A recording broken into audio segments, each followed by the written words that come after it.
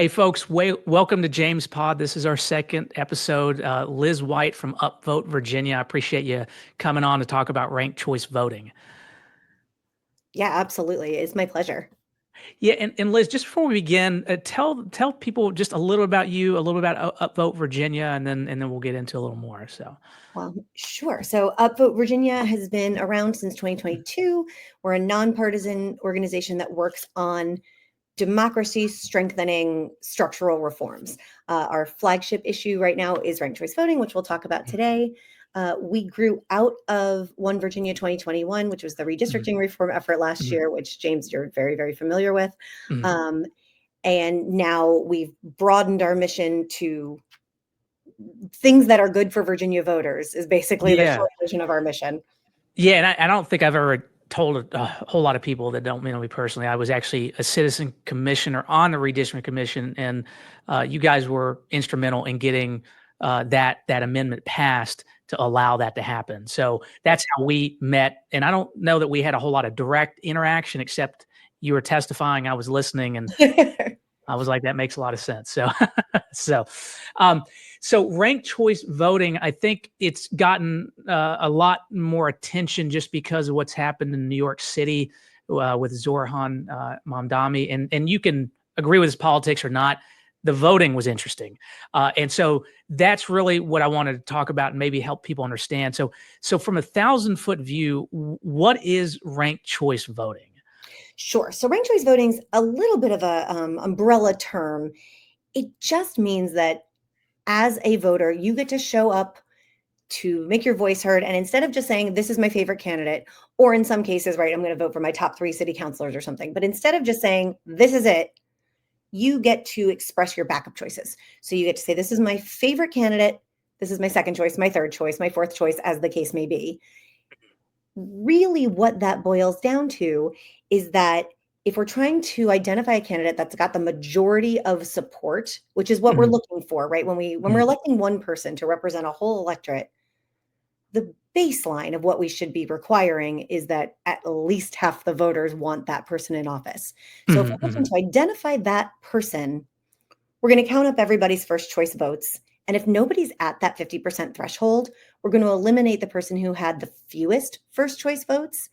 And if you voted for that person, now your vote's going to go count for your second choice. So when you're electing one person, it's called instant runoff voting. It is like a series of runoffs, except you don't have to come back in 4 weeks and they don't have to hold another election, but you get all those same benefits. And we just keep going until someone hits that majority threshold. So you're not, and when you say you don't have to have additional runoffs, you're essentially at that same time, you're giving your preference 1, 2, 3, 4, right? Exactly right.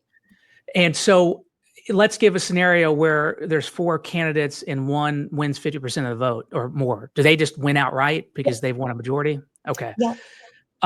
How about a scenario where, I mean, I guess if there's only 2 candidates, there's no need for ranked choice voting, because right? someone's mathematically going to hit that majority threshold. They have to, or I guess if somebody writes in and somebody writes in Mickey Mouse and he gets 20%, you can then.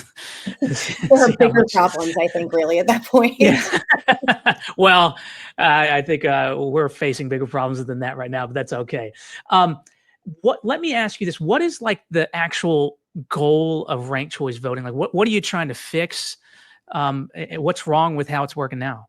So the biggest thing is it's twofold. One is just structural. We have so many people stepping up to run for office at this point, which is great, right? That should just be unqualified good news, because you get more perspectives, you get more voices in the conversation, voters have more choices, different kinds of communities get represented.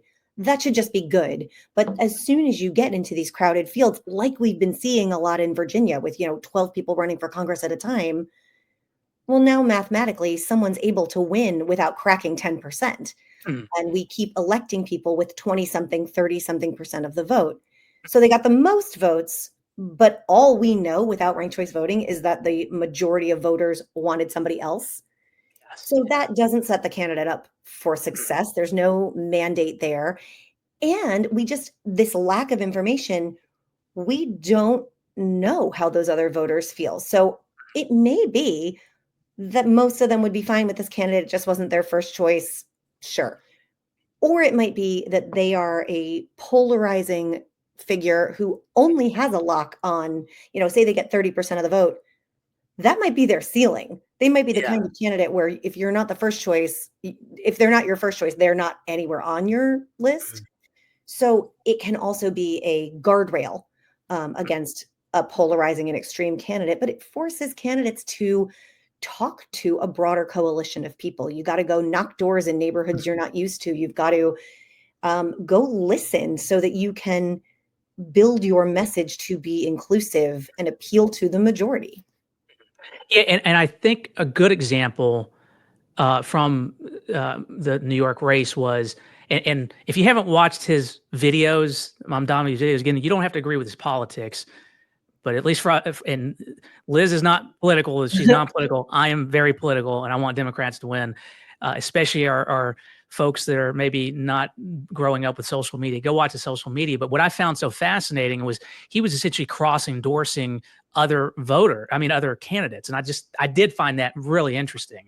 It was fascinating to watch. And I've said the same for like, whether you like his policies, whether you are comfortable with his label as a democratic socialist, one, I think he's an exceptional candidate. I think that's inarguable. He is compelling, and he's personable, and he's charismatic, and he ran a heck of a campaign.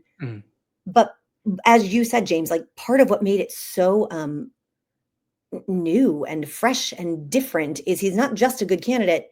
He is building within the pool of candidates this coalition. So he and Brad Lander are cross-endorsing. He and at least 3 other candidates cross-endorsed each other. They would make joint Instagram posts. They would campaign together.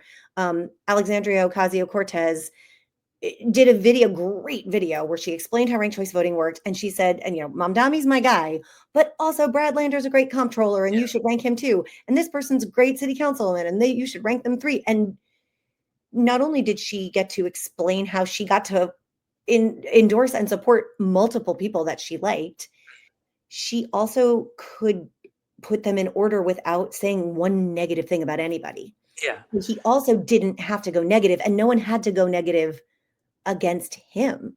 Yeah. It really was extraordinary. I mean, is that part of the goal of ranked choice voting, to like get rid of the negativity in politics? Is that an expressed goal? It is. It is. It does. I think it's not, a top goal where it's like, ooh, the politics are so bad, ranked choice voting is the solution, but it is like an added benefit. And it is something we consistently see. I mean, negative campaigning must work, right? Because it's a multi-billion-dollar industry. But every voter I know hates it, right? We all hate the commercials. It makes us uncomfortable. If you work within a party, primaries often get divisive and uncomfortable and upsetting.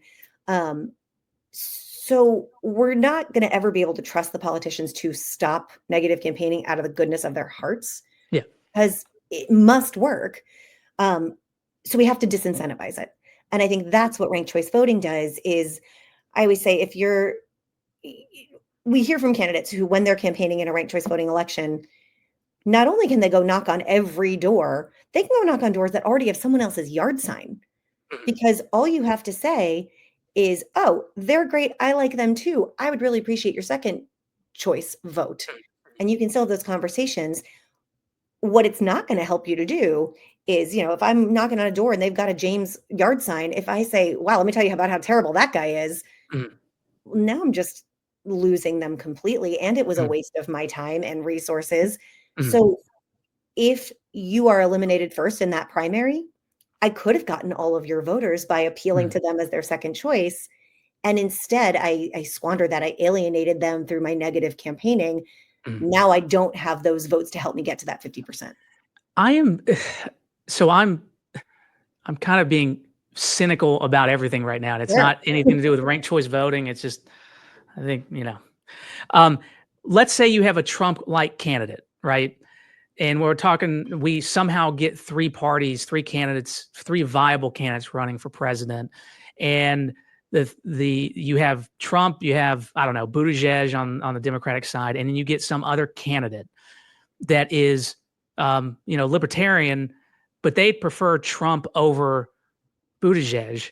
And now, instead of encouraging negative positive campaigning, you're encouraging negative campaigning. Because I mean, one thing Trump is good at is influencing how people articulate politics. And I think whether or not you're a Trump supporter, you can love him, but you can agree that part of what you love about is the negative side. So what Yeah. is it possible? Is that a concern that maybe, the human nature of, if it bleeds, it leads?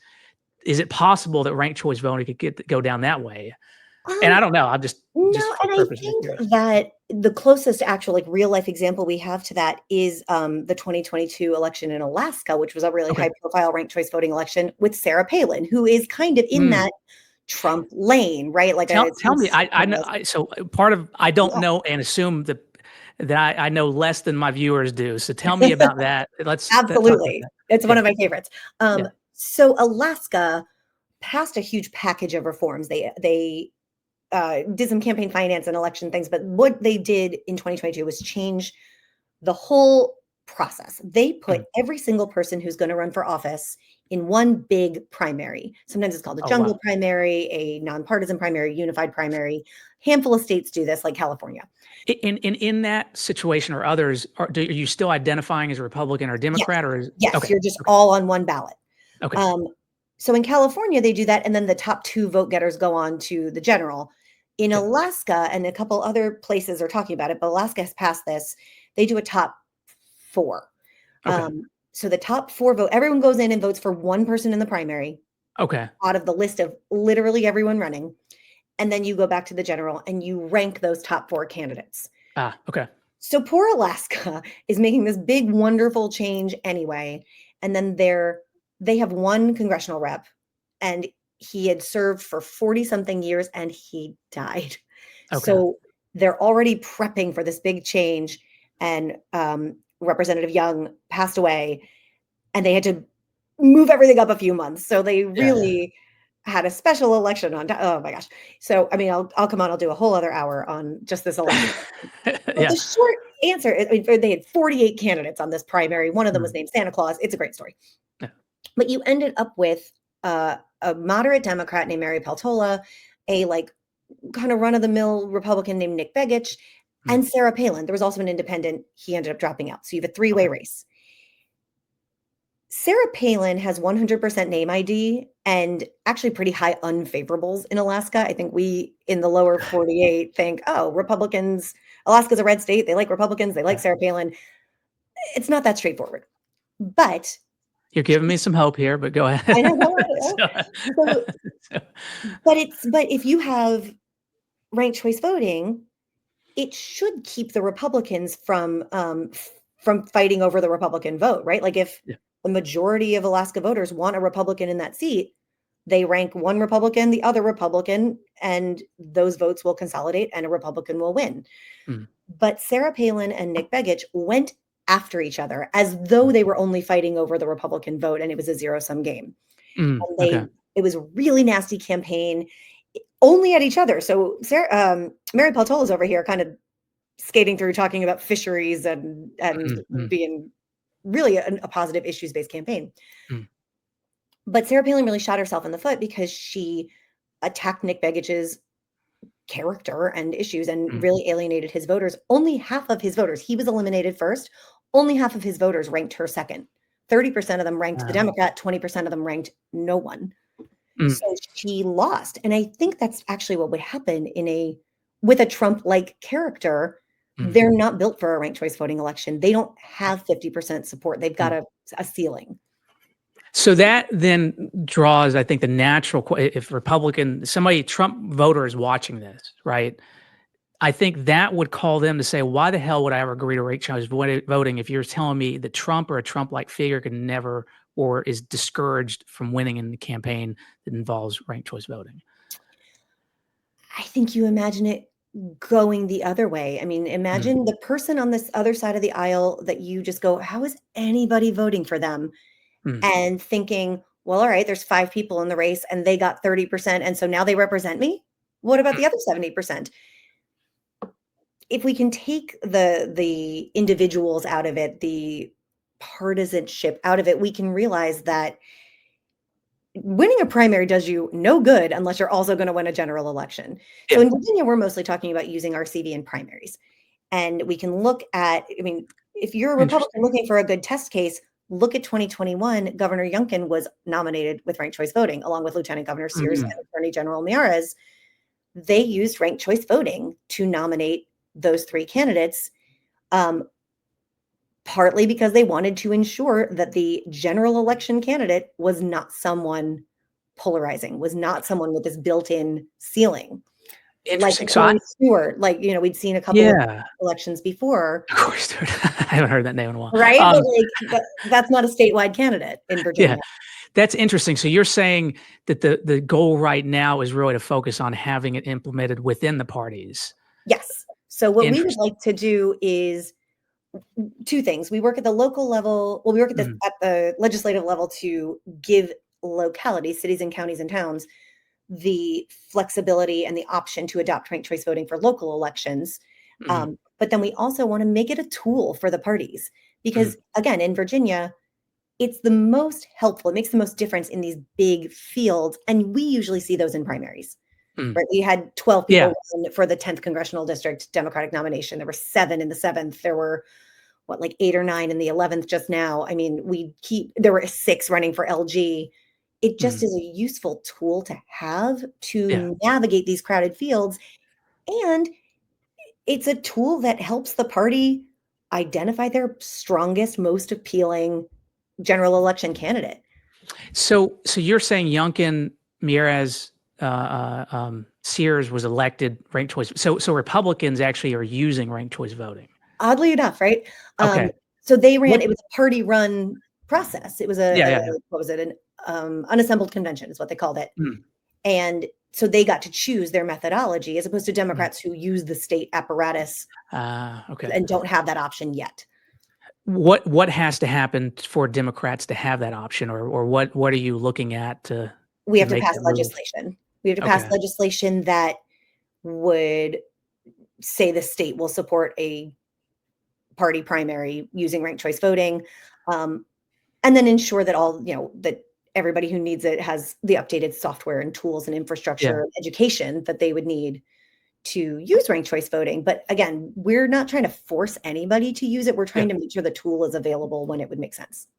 Let me, and this is my ignorance of election law and how it comes to be. How does it come to be that Republicans are in a position to choose to use it, but Democrats are stuck in the state system? And has there been discussion on the Democratic side about changing it, and has there been pushback? And is most of a complex question I could ask. No, sure. We call that compound questions in law, which I should never do. So, yeah. I think the short answer is, at that time, certainly in 2021, Democrats tend to opt for the full primary state-run process because that comes with early voting, all the precincts, the drop boxes, the no excuse absentee, all the voter access provisions that Democrats passed and tend to support. Those are all available if you use the state apparatus. We want to make sure that ranked choice voting can be part of that, but it isn't currently. Republicans historically often tend to prefer a closed party-run process. And if you're not using the state infrastructure, then you can kind of run it however you want. And that's why they had that option. They've actually also Republicans have nominated 4 congressional candidates using ranked choice voting in 22 and 23. Okay. Well, let me ask you this. What is the next steps for, I mean, let me back up. Has there been a push in so this would have to happen at the General Assembly level, correct? Has there been any push for changes now, or is this kind of a relatively new advancement, or what's going on? No, we've had a couple bills in the last couple sessions. Again, one is there. So what already exists is a pilot program passed in 2020 that allows cities and counties to adopt ranked choice voting for their city council elections or board of supervisor elections. So that's how Arlington has adopted ranked choice voting and has used it in a handful of primaries, and they're using it in the general again this year. And that's how Charlottesville was able to use ranked choice voting in their most recent city council primary. So that exists. So some of what we do is just trying to get localities on board with that. But we're working on legislation that would expand those options to school boards and mayors and constitutional offices and let localities figure out how that would work best for them, because everybody's very different. Yeah. And then the other piece of it is this primaries piece. But both kind of buckets of policy legislation have been in the General Assembly in the last couple of years. A lot of it has passed the Senate. The House the last 2 years have stripped out expansion language and just kind of focused on some of the technical adjustment, smoothing out pieces. Governor Youngkin has vetoed that twice. What was the reason? The first year it was, no, this is too new, we need more research. And then the second year was, we're still not sure about this, we don't want to codify it until we're sure. Ranked choice voting has been around for 100 years. Even though he was voted by ranked choice voting. Yeah, I genuinely, I think that first year, it was at the last minute. I think it got swept up in partisan fervor. I think we were a casualty of the Glen Dome Stadium discussion and the dueling budget tours. So it was a piece of a piece, and then it just got kind of. Because it sounds like Republicans, since they use a closed system, it doesn't really matter to them. Are you seeing pushback, or is it just another trading piece that they're using to get what they want, or how's that working? I mean, to add another kind of wrinkle into this, there's a piece of legislation that went into effect at the beginning of 2024 that makes it much, much harder to have a closed primary. There are, I think, a couple lawsuits pending about that. So we'll see where that ends up. But at this moment, it's very, very difficult to not use the state system. So really, no one's got the option for ranked choice voting at this point. Okay. Is there? Can you say, generally speaking, Democrats favor it, Republicans don't favor it, maybe the opposite way around, or is it just all over the board because it's complicated? Weird path where Republicans have been the ones to use it the most. Okay. But if you look at vote count, it's almost entirely party line. And Democrats want it. Democrats want it, excuse me. Yeah, the Democrats want it. I think every Democrat has voted for it in both chambers the last couple years, and a couple Republicans have. I'm hopeful that as the issue gains more traction, as we move into a new administration this year, and just as people become more familiar with it, and it becomes a little less of a boogeyman in some circles, I know there are Republicans who like this, or at the very least are like, yeah, fine, this is fine. This is not scary. And we may see them more able to come forward. Is the administration of it, how much more expensive and logistically complicated is it versus just an ordinary? That's a really good question. No, it's not. I mean, it is, though. I appreciate it, but I'm teasing. Go ahead. So it depends on the locality. Every locality in Virginia has hardware voting machines that can support ranked choice voting. Some of them might need a software upgrade. Some of them are, on the end of the cycle where they're replacing everything anyway. Anything new coming in is going to be able to run a ranked choice voting election. So there's the costs associated with that. Sometimes you're going to have some, like, maybe the ballot's longer and you need some extra ink and paper. So there's kind of those incidentals. The biggest investment, I think, of time and resources is public education, and also making sure you train your election officials. But public education, making sure that no one is surprised when they show up on election day and their ballot looks different. The actual process of filling out a ranked choice voting ballot is very easy, and it's pretty intuitive. But again, like, you don't want to just hand somebody something new and go. Well, I'm just thinking from seeing ads, it would be more interesting to me to see, their issues and whatever it may be, but also, hey, we also support this guy and this gal for whatever reason, because it would just be, just the reasoning behind that would be more interesting, I think, from just a content standpoint as a viewer, for me personally. I'd like to see that. I'd like to see why do you think Joe Schmo should also, if you don't vote for me, vote for him, kind of thing. That would be super interesting to see that. It would also make it easier for voters if somebody drops out. I mean, Yeah. I think that another piece of this puzzle is, like the 2020 Democratic presidential primary, Mm, where, and we're not, uh, I would like to see it used in Virginia in the presidential primaries, especially because we had a huge field of candidates mm, yeah. and a global pandemic and all Yeah. of these new early voting provisions. Mm, And then because we're on a first past the post kind of way of thinking, you had all these major candidates drop out to consolidate support behind President Biden. mm, And they did this I mean, we were Super Tuesday, we're late in the process. So they did mm. it after a lot of Virginians had already cast a ballot. Yeah. Certainly, again, Pete Buttigieg, Amy Klobuchar, that week dropped out. And tens of thousands of voters had already showed up, probably Yeah. higher, had showed up to vote for one of those candidates, and there's just nowhere for their vote to go. Yeah. Like another, just another problem that ranked choice voting solves. Imagine you had a ballot that you'd been able to say, Pete Buttigieg is my number one, Amy Klobuchar is my number two, Joe Biden's my number three. Well, we look at that, on election day and go, well, we can't do that. We can't do that. Oh, here's somewhere we can put this vote. And it looks like you showed up on election day with all the relevant information. That's probably who you would have picked. I actually preferred this time around when we just waited until it was too late and just randomly pick somebody. But That's great. Just go for it next time. It's fine. No, who knows? Who knows? We'll But yeah, that would have been it's okay.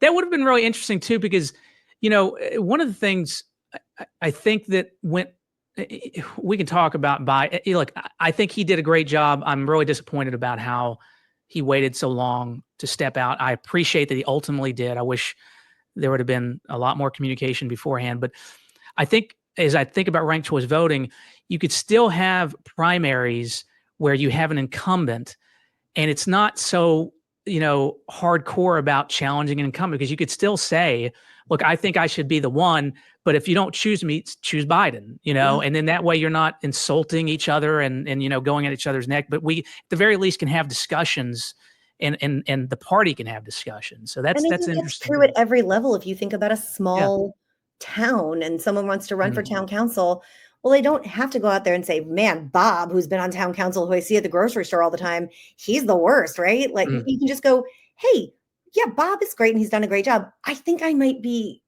also a good idea. Maybe rank me second, or maybe think Yeah. about me and then Bob. It just takes the temperature down. Yeah. Allows Though, room for nuance. though I did like how Mom Dami said, I like these people, and Andrew Cuomo is an asshole. So Andrew Cuomo showed up and said, well, I only ranked myself and I didn't even Yeah. rank anybody else. And Eric Adams showed up and said, oh, I wrote myself in for all of them. So they're not the kinds of candidate. I mean, Eric Adams wasn't even in the Sure. primary, but Yeah. Cuomo's not the kind of candidate that ranked choice voting is going to work for, because he's not a coalition builder. Well, what about this though? I mean, because Cuomo obviously is not stepping out now. Is there a concern about how ranked choice voting handles that? Like, if you choose ranked choice voting for primaries, is there going to be an agreement that a non-spoiler agreement? What is that I agreement they think it's use? a separate issue. A lot of Yeah, yeah, places yeah. have sore loser laws. Yeah, sore loser. That's what it is. Yeah, Yeah. and it's just a separate thing from ranked choice Okay. voting. Okay. But it does have to be coupled, I imagine, though, right? Like, I think you would need to consider If that. he had just lost a regular primary, I guess he could do the he same would thing. still be able to Sure. do the same thing. Yeah, that's fair. Walk us through a little bit about how I'm interested about Charlottesville, but Arlington's here in Northern Virginia, and this is a Northern Virginia show. Talk about how it worked in Northern Virginia. Give us a little bit of play by play. Sure. So the first time it was used, now I have to count backwards, was 23, and it was used Okay. for the county board primary. For anyone not familiar with Arlington's structure, it's 5, the county board, which is what they call their board of supervisors, is 5 at-large members. They elect at least one of them every year. I think they're the only place that does this, but there's a county board election every year. And so it's 1, 1, 1, and then the 4th year they elect 2. And Okay. that's the year we started. That's the year So, voting and let me started. so what you're saying is there's 5 seats every year, one's up for election, except Yes. one year there's 2. Okay. Yeah. Okay. Okay. So we started in a 2-winner year, and that does change the way ranked choice voting is implemented. Not for the voter, interestingly enough. It looks the ballot for ranked choice voting and the ask of the voter is exactly the same, whether you're electing one person or five. You go and you say my first choice, my second choice, my third choice, etc. And how many candidates were up in 2023? How many people? 6. I think it was 6. Okay. 6. Okay. Yeah, 6. So the back end looks a little different because the purpose is different. If you're electing multiple people at once, 2 or more at once, what you're aiming for is as close to proportional representation as you can get. And ranked choice voting is kind of just the method of getting there. So Arlington ended up being a really interesting example because while it was a party primary, a Democratic primary in a very Democratic area, it was at the height, I think, of the missing middle housing zoning law conversation. The election, I think, I'm in Chesterfield, but from what it looked like from afar, it looked like a referendum on that missing middle decision by the board. Yeah. And if you looked at the breakdown of which candidates had which positions and who got the first choice votes, it broke down roughly 50-50 between pro missing middle and anti missing middle. And this is a gross oversimplification. So if you're in Arlington, don't come for me. Yeah. I acknowledge that. In fact, I actually want to do a different show on missing middle. So if anybody watching this is an expert at that and can explain it to me from Arlington, reach out. But anyway, yeah.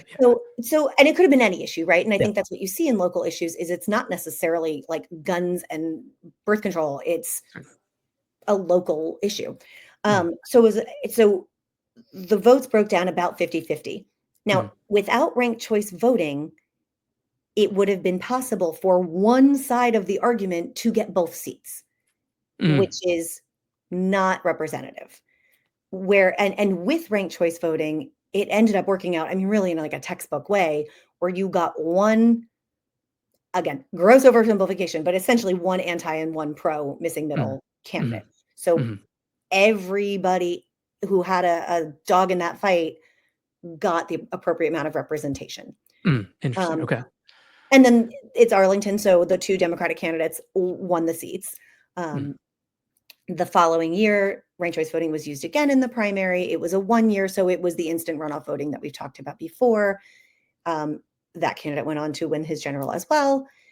And now we're going to use it again. There was only a 2-person primary this year, so we didn't see it, but they are going to use it again in the general election this year for the second time. Did you, obviously paying attention to that race and those races in that jurisdiction, did you see any complications that came up because of ranked choice voting? Like what was the downside, if any, about it?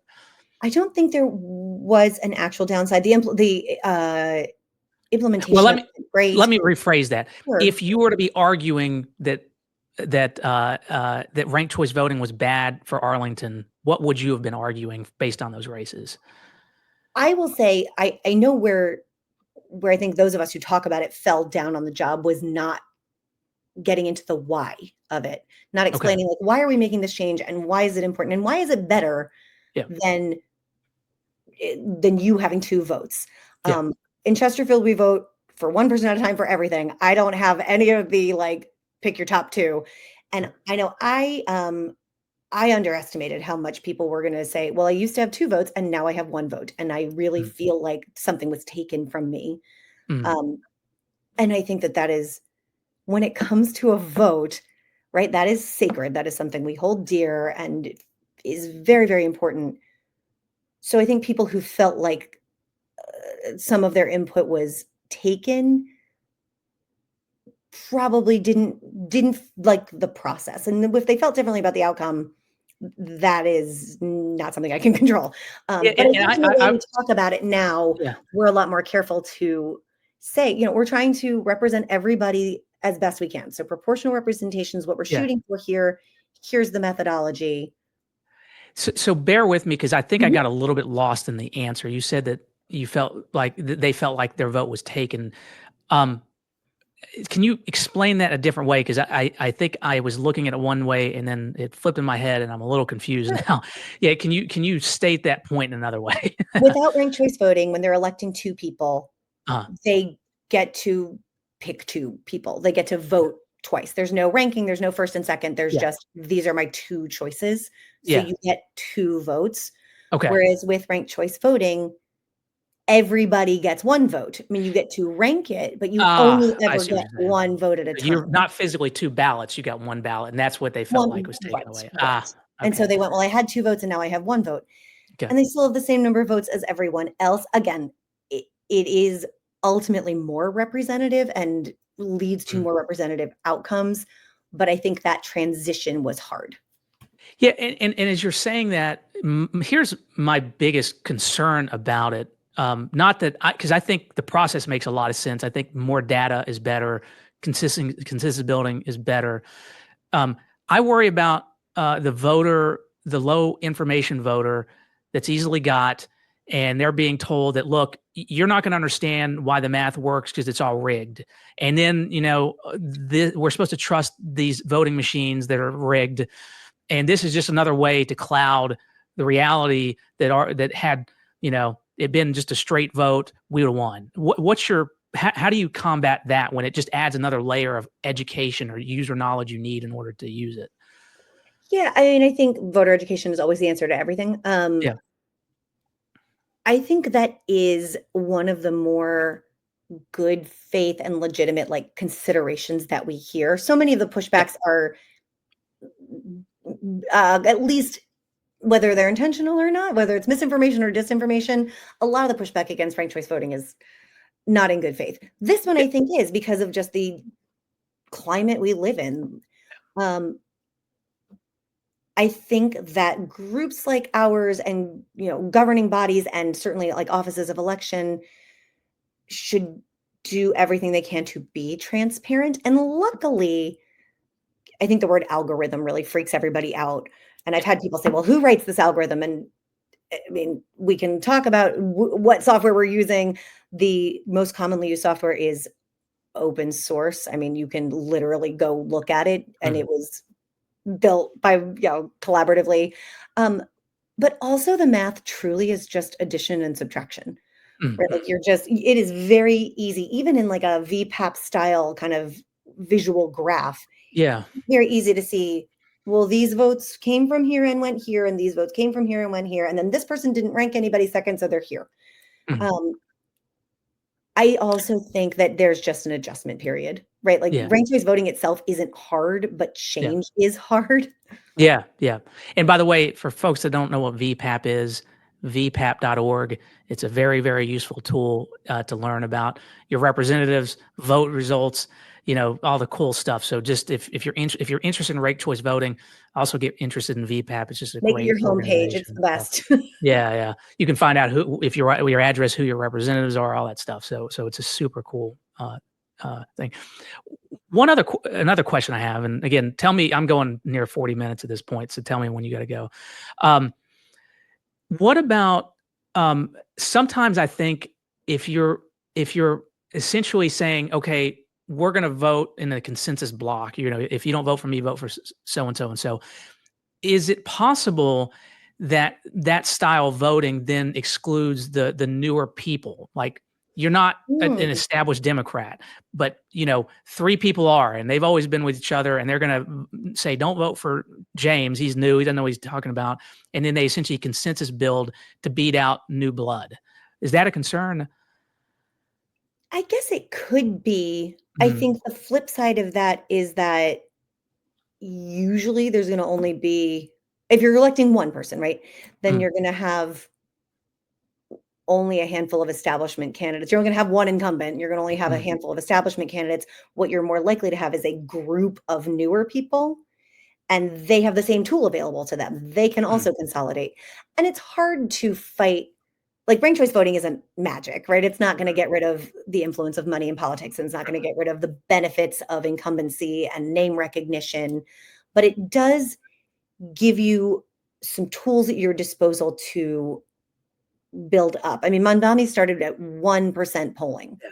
And again, he is exceptional. I'm not saying that ranked choice voting wasn't magic for him either. He's a really good candidate.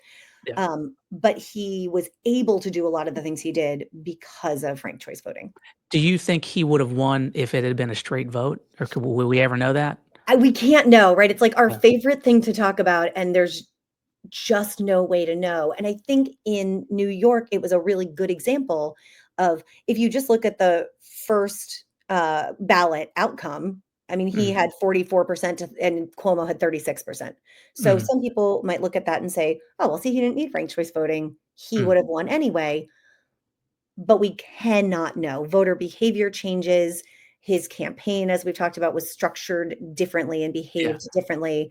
I don't know that you're gonna, I mean, no, he didn't need Brad Lander's voters to Yeah. rank him second to win, but I don't if you're on the fence and you're going, what do I do?" Like, you've just got a lot more freedom with ranked choice voting. So we just don't know. There's no way to reconstruct an election without that information. Is there anything else about ranked choice voting that I haven't asked you that you think is important for people to know? The one other thing I love to bring up, because I think it ties into what I said at the beginning with, we have so many people who wanna throw their hat in the ring and run for office, and Yeah. God love them, because I don't wanna do it. Yeah. Um, we talked about ranked choice voting disincentivizing negative campaigning. The other thing it does is prevent vote splitting.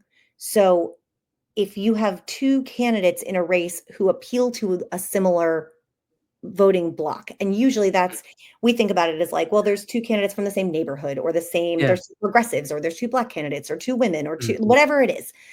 Um, we go, oh no, they're going to split the insert voting block here vote. yeah.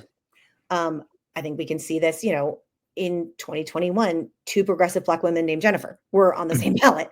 Um, and voters are, we all think we're pundits, so we're going to try to really suss out and game out how to navigate that. yeah.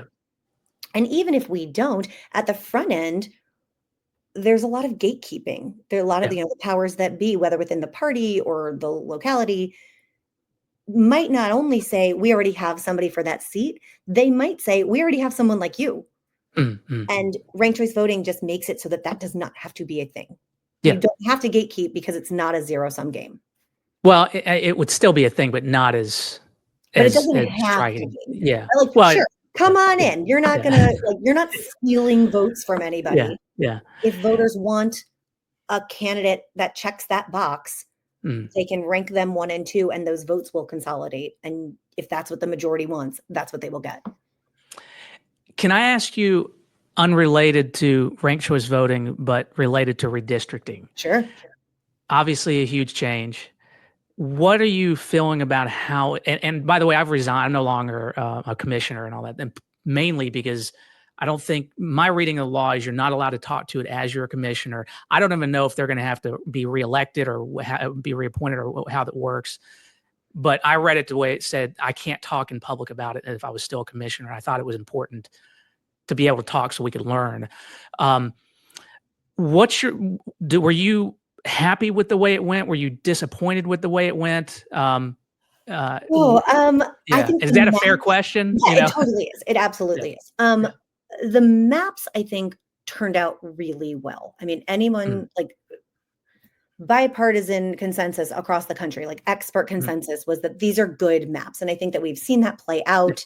They are responsive maps. Like, you mm, can, like, yes, they are probably they tend a little blue, but so does Virginia. But if you had a red mm. wave, it wouldn't, like, we didn't entrench. Well, We, and I mean, they I well, didn't they draw a them. lot a lot of Republicans won. I mean, so Right. I mean, yeah, so I think that they were representative, good maps. I think they kept localities together in a way that had never been seen before. The biggest adjustment, of course, from the maps was that the special masters declined. So going back, the yeah. commission was not able to come to a consensus on a set of maps. The You're welcome. backstop built into the backstop built into the law, into the constitutional amendment, Mm, was that it then goes to the Supreme Court of Virginia. And James, I know you mm, know this. yeah, It goes to the Supreme Court of Virginia. They appointed two what's called special masters, mm, one nominated by the Democrats and one nominated by the Republicans. They worked on a set of maps together and drew those maps. mm, Um, they declined to take into account where the incumbents lived, and in mm, state Senate and House of Delegates districts, the representative has to live in the district. yeah, So we were undoing, generations of gerrymandering, right? So there were a Mm, lot of mm, incumbents who got drawn into districts together because when mm, districts got drawn that made sense along city and county lines and geographic lines, communities of interest. When communities were kept together, the maps looked really, really different, and a lot of people got drawn out of their district, mm, which led to a big shakeup in the General Assembly. Oh, I think the number was 51. I think there were 51 new members when those mm, maps mm, finally went into mm. effect out of 140. Um, Wow. I didn't it realize that in was the back end. huge. Yeah. It was a Yeah. big, big change because people Yeah. retired or people primaried each other. I mean, it Yeah. was, or people moved. I mean, um, that will never happen again. We won't have to Mm, undo so much gerrymandering ever again. mm, So again, mm, I think the maps turned out great. I think the new makeup of the General Assembly is more diverse, more representative than it's ever been before. Um, Obviously, as you know from your front row seat, like the process did not lead to mm. the 16 people building or creating maps with public input in the way that it was supposed to.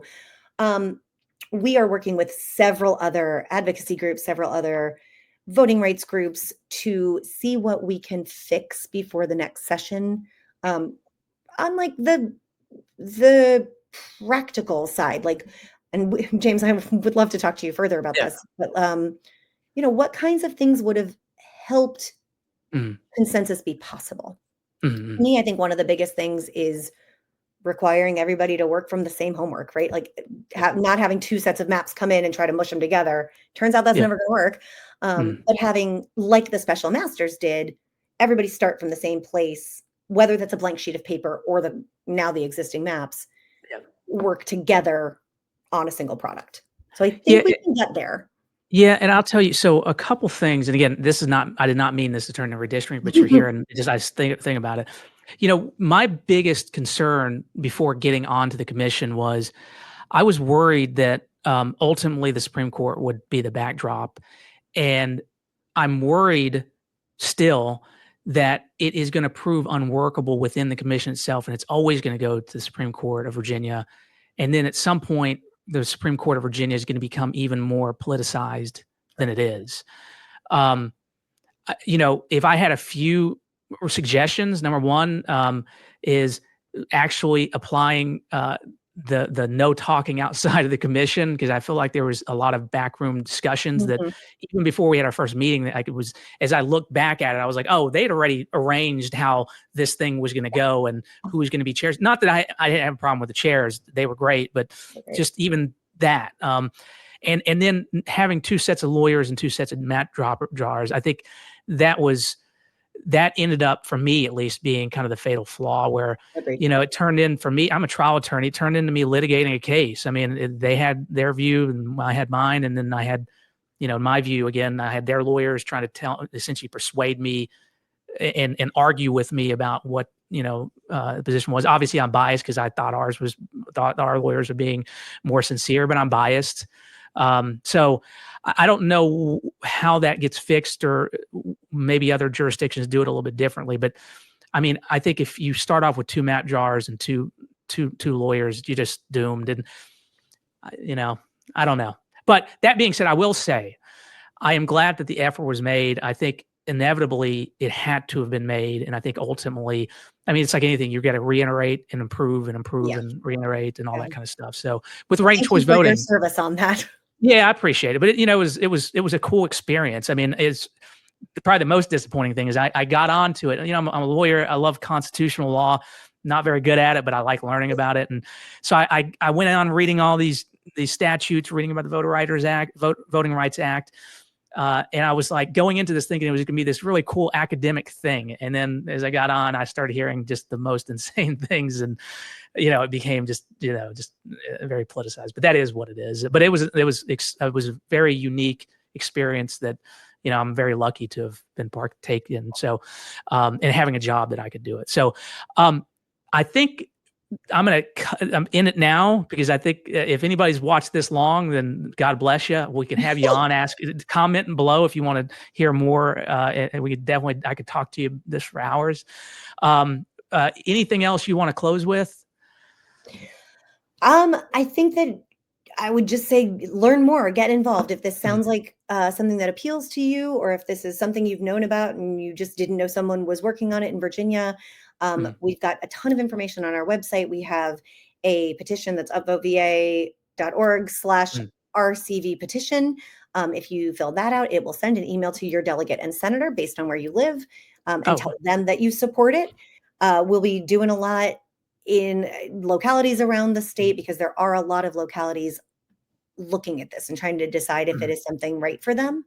Mhm. So my email is liz.white@upvoteva.org, or we're Sure. very easy to find. We're on all the socials. Yeah. Please reach out. We would love to have folks involved or answer any other questions. Yeah, and I will link both your email and then the Upvote website. I'm going to link to a particular page where you actually have a very simple explainer that talks about the math. There's like a 2-minute video with the little cartoons, which I thought was really useful. And I was thinking about playing it here, but I was like, I'll probably mess up the video. So, but look, Liz, I appreciate you taking nearly an hour of your day. Keep up the good work, and if you need anything, reach out. And if you think somebody else should come on, tell them to come on because I'm just trying to educate some people here and there. So, Sounds good. all Thank right. you so much, James. All right. All right. Thank you.